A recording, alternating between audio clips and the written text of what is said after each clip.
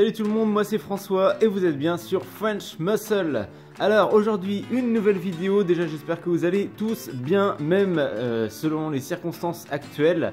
Alors voilà, dans cette vidéo je vais toujours pas pouvoir vous proposer de nouvelles voitures, de nouveaux essais ou quoi.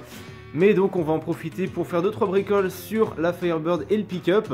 Et pour que ça soit pas trop ennuyeux, parce que je sais que c'est pas le truc le plus intéressant, je vais faire aussi au fur et à mesure un petit récap des enchères Mecom à Kissimmee qu'on avait vu là en direct sur la chaîne. Donc on va parler un petit peu de tout ça, de quelques résultats. Voilà, je vous souhaite une bonne vidéo. Allez, je vais mettre la GoPro en première personne, là ça sera plus simple pour le début. Alors, déjà ce qu'on va commencer par faire, c'est déplacer la Firebird et changer les deux voitures, parce que je vais faire la vidange du pick-up. On sera plus simple ici avec le béton. Alors déjà, merci au musée qui m'ont filé là les coupes-circuits pour les deux voitures. Ça c'est pratique. Hop, pas besoin de débrancher à chaque fois. Hop.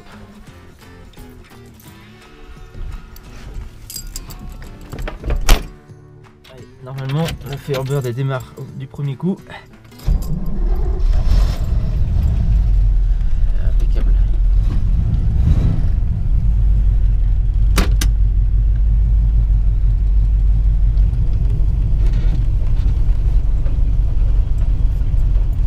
Bon, j'en profite pour aller faire un tout petit tour avec la Firebird là, histoire de donner un petit peu de rythme à la vidéo, que ça soit pas juste dans la grange.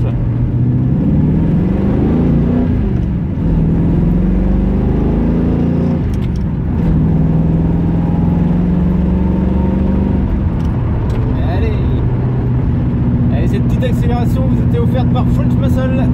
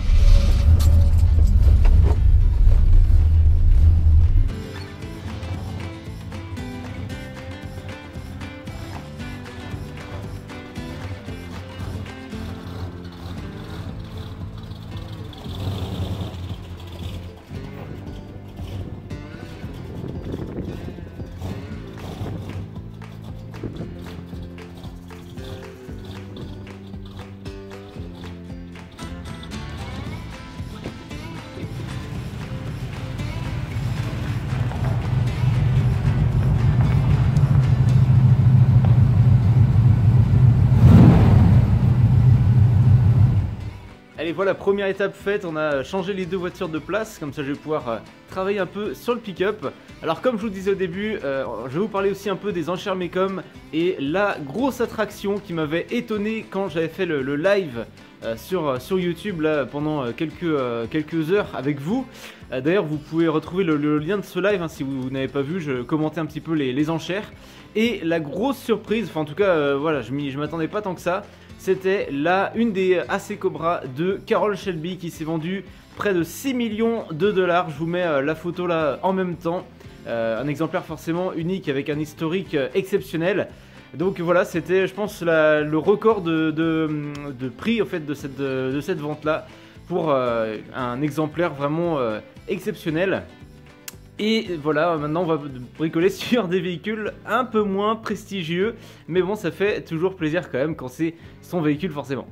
Alors je tiens à faire un clin d'œil à Cubic Workshop parce que c'est par eux que j'ai pris l'huile, donc c'est de la Lucas Oil. Et si vous vous rappelez, un Cubic Workshop, un garage là sur la côte atlantique, sont distributeurs officiels Lucas Oil France. Donc voilà, c'est pas une vidéo sponsorisée, mais bon, ils m'avaient bien aidé sur quelques vidéos auparavant. Donc voilà, c'est de bonne guerre de les citer. Et donc voilà, j'ai pris cette huile là qui est déjà additivée en zinc. Donc pour les moteurs anciens, c'est tip top. Voilà le petit filtre que j'ai pris sur Rocoto. Et là, ça sera pour une prochaine vidéo, mais hop, si j'arrive à le choper, voilà l'assistance de freinage que je vais faire installer sur le pick-up. C'est pas moi qui le ferai hein, parce que pour des travaux comme ça, je préfère laisser faire. Mais voilà, donc cette commande là avec le filtre et puis les petites vis de vidange, les trois trucs là, un peu plus de 150 € sur Rocoto, livré avec un petit peu de douane. Cette fois il y avait une trentaine d'euros de douane. Donc voilà, pour vous donner une idée de ce que ça peut coûter ces petites choses là. Ce qui est pratique sur le pick-up, c'est qu'il n'y a pas besoin de le lever pour faire la vidange, même s'il est pas très haut, ça suffit pour passer en dessous, donc ça fait déjà du temps de gagner. Alors je sais pas si vous verrez grand chose, mais bon, on va tester. Ah bah il était pas serré de ouf, hein, putain. Même pas besoin de forcer. Bon, on va essayer de le garder dans la main. Allez, c'est parti.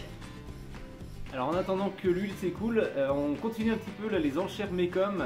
Et le premier gros morceau qui était passé là pendant le live, c'était la Ford Torino 1970 Twister Special. Donc là on avait eu toute une collection dont beaucoup de Twister Special. Donc Torino, il y avait eu des Mustangs de première, troisième et cinquième génération. Donc on avait appris un peu ce que c'était que la Twister Special. Donc si vous voulez le savoir, allez voir le live. Donc voilà, moi je trouve ça un modèle super, couleur rouge, il y avait le Big Block dedans, enfin bref, tout allait bien. Parti à 236 500 $. Bon, j'ai l'impression que cette vidéo va être complètement décousue, mais c'est pas grave. Donc pendant que l'huile coule du pick-up et pendant que le soleil est revenu, je faisais une petite bricole sur la Firebird. D'ailleurs, regardez le petit cadeau de Noël, là, les protège-ailes. Donc je faisais un petit réglage au niveau là, de la direction assistée, là, la courroie. Parce que je pense que quand j'avais tout remonté, là j'avais montré dans une précédente vidéo, j'avais un peu trop tendu la courroie. Et en fait quand je fais des manœuvres à très faible vitesse, ça couine à fond, ça fait un gros bruit. Et on m'a dit que ça pouvait venir d'ici, peut-être les roulements qui forçaient ou quoi. Donc bon, j'ai essayé de desserrer un petit peu, on verra sur les prochaines utilisations comment ça se passera là.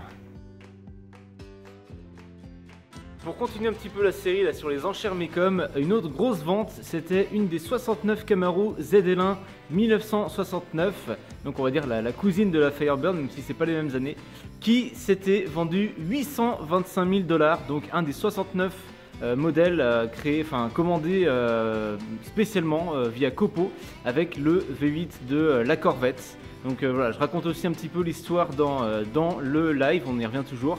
Mais voilà, bon, je pense pas que je pourrais un jour revendre la Firebird de 825 000 $, mais bref, c'est pour vous dire qu'il y a des modèles exceptionnels, hyper rares, et c'est toujours un peu le sujet de savoir si les prix sont justifiés ou pas.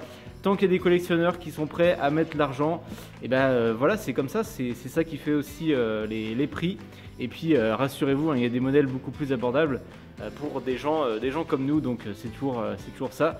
Il faut certaines versions hyper rares qui roulent peu, qui restent, on va dire, une vitrine de ce qui a été fait à l'époque.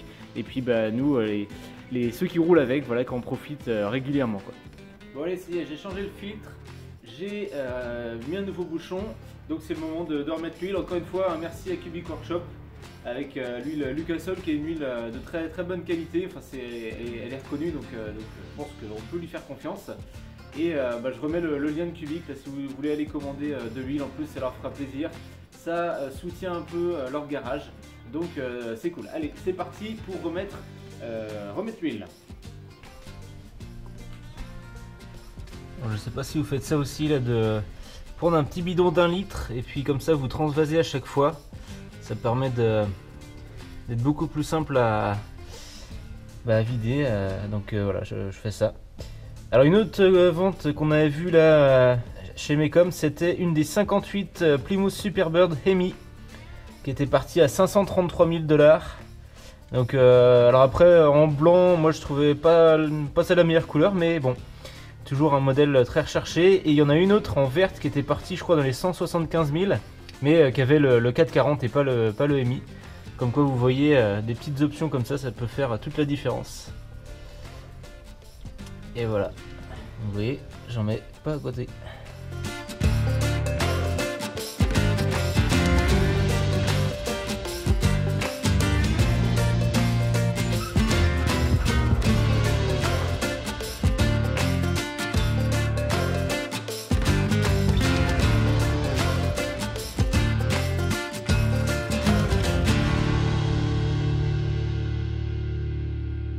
Regardez, elle est sympa cette vue, la Pontiac dans le fond, le C10 ici avec leur petite déco d'aile.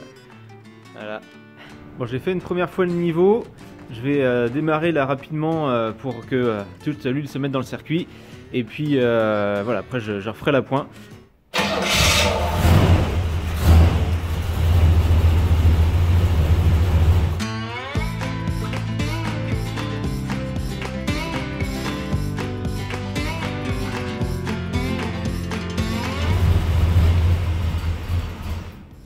Allez, je vais pas vous embêter plus longtemps avec la vidange du pick-up. Je pense que vous savez à peu près tous comment ça fonctionne. Et de toute façon, c'était pas une vidéo tuto. Voilà un petit peu pour ce que je pouvais vous proposer aujourd'hui. Je sais que c'est pas évident de, voilà, comme je disais, de trouver des trucs nouveaux, des trucs excitants. Souvent, voilà, quand les voitures sont en statique, c'est pas ouf. Mais vous êtes restés jusque là, donc un grand merci.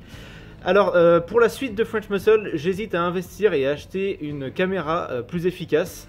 Là je filme avec donc la GoPro qui me servira toujours avec le portable, mais d'ajouter vraiment une caméra où je peux mettre un micro dessus, je peux faire des meilleurs plans et tout. Donc voilà, c'est une des pistes pour l'amélioration des prochaines vidéos. Dites-moi ce que vous en pensez. Dites-moi aussi ce que vous avez pensé de ce contenu, un mix un peu entre bricolage, enchères mécom. Voilà, j'ai essayé de mixer un peu pour changer.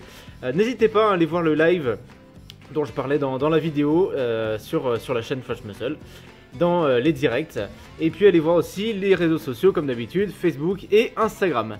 Allez, en espérant que les prochaines vidéos seront un peu plus excitantes, je vous dis à la prochaine sur French Muscle. Ciao.